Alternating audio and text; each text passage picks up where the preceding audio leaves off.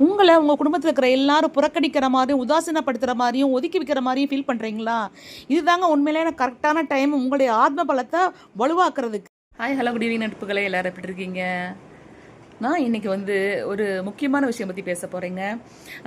ஆக்சுவலாக 40 வயசுக்கு அப்புறம் வந்து எல்லாருக்குமே ஒரு மாதிரி ஜென்ஸாக இருந்தாலும் சரி, லேடிஸாக இருந்தாலும் சரி, ஒரு ஃபீல் வருங்க.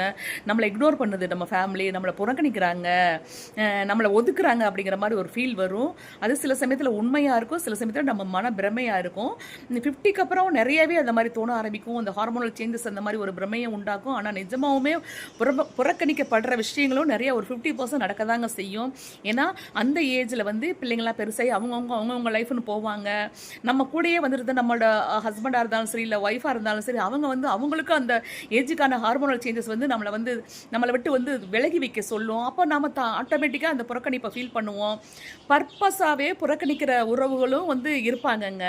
ஆனால் எந்த வகையில் நம்ம புறக்கணிக்கப்பட்டாலும் சரி, நம்ம அதை நினச்சி கவலைப்படவே தேவையில்லைங்க. ஏன்னா புறக்கணிக்கப்படுறதுங்கிறது புறக்கணிக்கப்பட்டவங்களுடைய தவறு கிடையாது, புறக்கணிக்கிறவங்க தான், அவங்க மேலே தான் தவறு இருக்குது. அந்த மாதிரி ஒதுக்கும் போது உங்களை சுற்றியே இருளான மாதிரி, இருட்டான மாதிரி ஒரு ஃபீல் வரும். ஒரு டார்க் பிளேஸில் சிக்கிட்ட மாதிரி தோணுங்க. ஆனால் நம்ம டார்க் பிளேஸில் சிக்கியிருந்தா கூட நம்ம மனசில் இருக்கிற அந்த ஒளி வந்து என்றைக்குமே வந்து இருட்டாகாமல் பார்த்துக்கணுங்க. அதான் ரத்த சம்பந்தம் தான், உறவு கிடையாது. நம்ம மேலே பாசம் வைக்கிற எல்லாருமே உறவு தான். நம்ம சந்தோஷத்தை கொண்டாடுறவங்களும் நம்ம உறவு தான், வருத்தப்படுறவங்களும் நம்ம உறவு தாங்க. ரத்த உறவுக்காக ஏங்கணும்னு அவசியமே கிடையாது.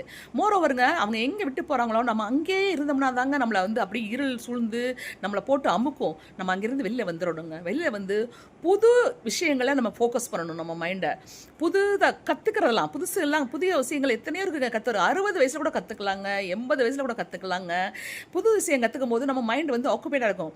ஒருவேளை நம்முடைய அந்த கற்றுக்கிற முயற்சி வந்து ரொம்ப சக்ஸஸ்ஃபுல்லாக இருந்தால் நம்ம அதுலேயே பெரிய லெவலில் வரலாம். நம்மளை விட்ட இடத்துல வந்து தேடும் போது நம்ம அங்கேயே நம்ம கிடந்து அவங்களுக்கு நம்ம அவைலபிள் ஆகக்கூடாதுங்க. திரும்பி வரும்போது நம்ம அவங்க கையில் கிடைக்காத தூரத்தில் நம்ம இருக்கணுங்க. ஏங்க, அவங்க மட்டும் இல்லை, உலகமே நம்மளை திரும்பி பார்க்க வைக்கிற அளவுக்கு வந்து நம்ம வந்து ஷைன் பண்ண முடியும் நம்ம முயற்சி பண்ணோம்னாக்க. அதாவது அவங்கள பழி வாங்குறதுக்காகவோ இல்லை அவங்க நம்மளை கைவிட்டாங்கிறதுக்காக அந்த ஷைன் பண்ணணுங்கிற அது கிடையாது. நம்ம புது முயற்சி எடுத்து புது விஷயங்களை கற்றுக்கிட்டு நம்ம எண்ணங்களை வந்து புதிய விஷயத்தில் செலுத்தும் போது இந்த மாதிரிலாம் க்ரோத்து கிடைக்கிறதுக்கு சான்ஸ் இருக்குது.